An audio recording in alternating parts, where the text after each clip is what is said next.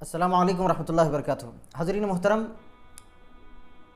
کچھ معروضات لے کر آپ کی خدمت میں حاضر ہوا ہوں۔ کچھ دن قبل ایک نامراد نام نہاد مفت صاحب نے ایک مجلس میں امت کے مقدس ترین ہستیوں پر کیچڑ اچھالنے کی کوشش کی اور قرآن مجید کو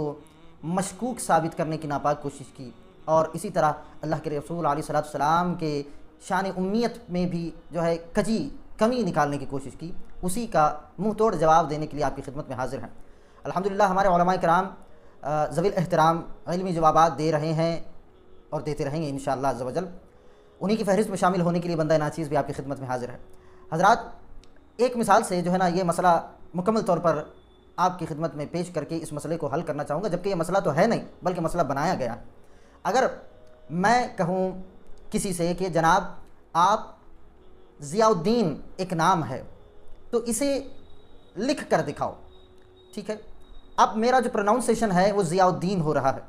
اور یہ آپ کو جو ہے نا اسکرین پر دکھ بھی رہا ہوگا ضیاء الدین۔ اگر کوئی بندہ اس انداز سے لکھے اور آپ کو دکھائے یا کسی اہل علم کو دکھائے تو یقیناً جو اہل علم و دانش ہوں گے وہ سمجھ جائیں گے کہ اس انداز میں جب اس نے ضیاء الدین کو لکھا ہے تو یقیناً یہ بندہ علم سے کورا ہے، ان پڑھ ہے، جاہل ہے، کتابت کے علم سے ناواقف ہے، ٹھیک ہے؟ اور اگر کوئی بندہ اسی ضیاء الدین کو اس انداز میں لکھ کر بتائے جو اب آپ کی اسکرین پر نظر آ رہا ہوگا، جبکہ پروناؤنس ضیاء الدین ہو رہا ہے، زال کے ساتھ یہ پروناؤنس ہو رہا ہے، مگر لکھا جا رہا ہے بعد کے ساتھ، یعنی اگر عربی میں اس لفظ کو، اس نام کو پڑھا جائے تو وہ ضیاء الدین نہیں بلکہ عربی میں ضیاء الدین ہوگا۔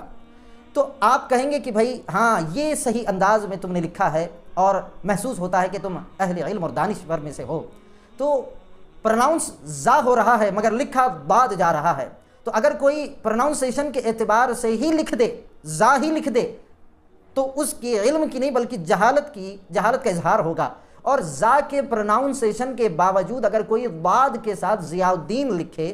تو پھر وہ اہل علم اور دانش کہلائے گا، ٹھیک ہے؟ یہ بات ایک چھوٹی سی مثال آپ کو بتانی تھی، امید ہے آپ سمجھ گئے ہوں گے۔ اب اگلی مثال لیتے ہیں جس میں نامراد مفت صاحب نے قرآن مجید پر الزام لگانے کی ناپاک کوشش کی، اور ایک لفظ قرآن مجید کے 30ویں پارے سورہ علق کی آیت نمبر 15 میں سے اٹھایا، لنسفعن، ٹھیک ہے؟ اب یہ بھی لفظ آپ کو آپ کی اسکرین پر نظر آئے گا،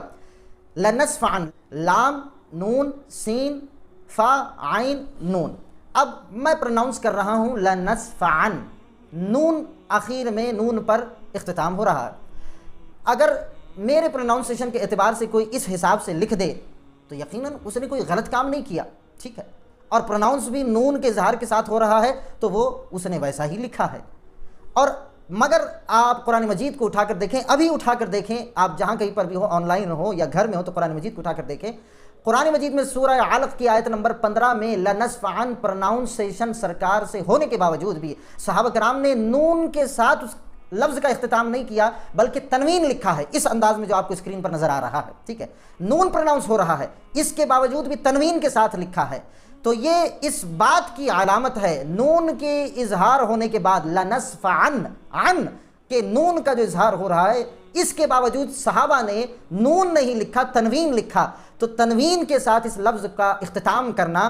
یہ اس بات کی علامت ہے کہ الحمدللہ ہمارے صحابہ کرام علیہم الرضوان جو کاتبان وحی تھے وہ ان پڑھ یا گوار یا جاہل نہ تھے بلکہ وہ کتابت کا علم رکھتے تھے، اسی لیے سرکار نے انہیں کتابت کا حکم دیا تھا، وگرنہ اگر وہ ان پڑھ ہوتے تو نون لکھ دیتے۔ اس کے باوجود کوئی بھی نیا بچہ ہو تو نون ہی لکھے گا، نیا یعنی تعلیم سے آراستہ نہ ہو، علم رکھنے والا، کتابت کا علم رکھنے والا نہ ہو تو وہ نون ہی لکھتا، مگر صحابہ نے نون نہیں لکھا، اور سرکار نے جو تصدیق کرنے والے تھے اور جو تصحیح کرنے والے تھے انہوں نے دیکھا کہ نون نہیں تنوین لکھا ہے، انہوں نے اس کی تصدیق کی، اور اسی رسم الخط کے ساتھ قرآن مجید آج بھی جاری ہے۔ تو الحمدللہ صحابہ کا نون کے ساتھ لنسفعن کو نہ لکھ کر تنوین کے ساتھ لکھنا یہ صحابہ کرام علیہ رضوان کے علم کی دلالت ہے، اور سرکار کا یہ معاملہ دیکھ کر، یہ لفظ کو، رسم الخط کو دیکھ کر خاموش رہنا یہ حضور کے نبی امی ہونے کی شان ہے، یہ آپ کے علم کی شان ہے۔